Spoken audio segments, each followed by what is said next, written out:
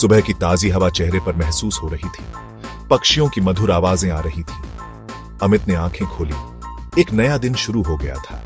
गर्मा गर्म चाय की चुस्कियां लेते हुए उसने खिड़की से बाहर देखा। गली में बच्चे खेल रहे थे। एक आदमी अखबार पढ़ रहा था। जिंदगी कितनी सामान्य थी, कितनी सुकून भरी।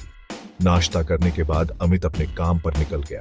ऑफिस पहुंचते ही काम का ढेर देखकर मन ही मन बड़बड़ाया।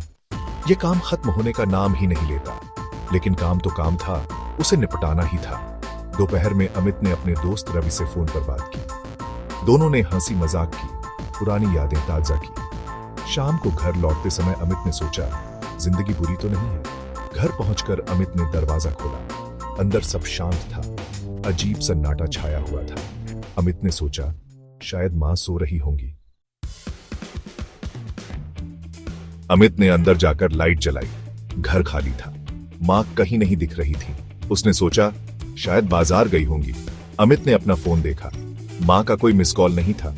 फिर भी मन में बेचैनी होने लगी। अमित ने रसोई में जाकर पानी पिया। तभी उसकी नजर दीवार पर पड़ी। एक फोटो टंगी हुई थी जिसमें अमित और उसकी मां मुस्कुरा रहे थे। अमित को अपनी मां की आंखों में कुछ अजीब सी बेचैनी दिखाई दी। अमित ने फोटो को ध्यान से देखा।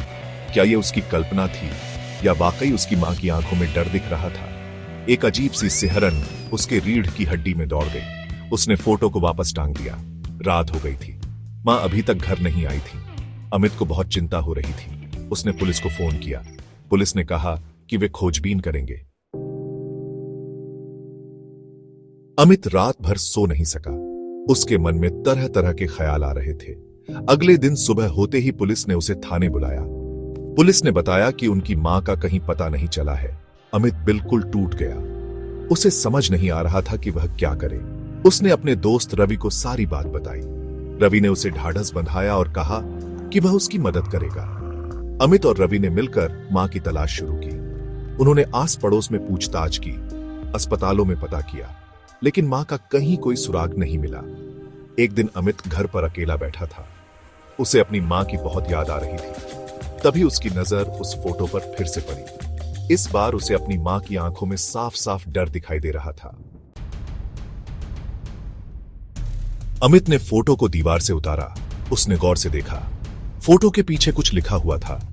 धुंधले अक्षरों में लिखा था, बचा लो। अमित के रोंगटे खड़े हो गए। यह उसकी मां की लिखावट थी। अचानक उसे याद आया, कुछ महीने पहले उसकी मां ने उसे बताया था कि उन्हें घर में कुछ अजीब सी हरकतें महसूस होती हैं।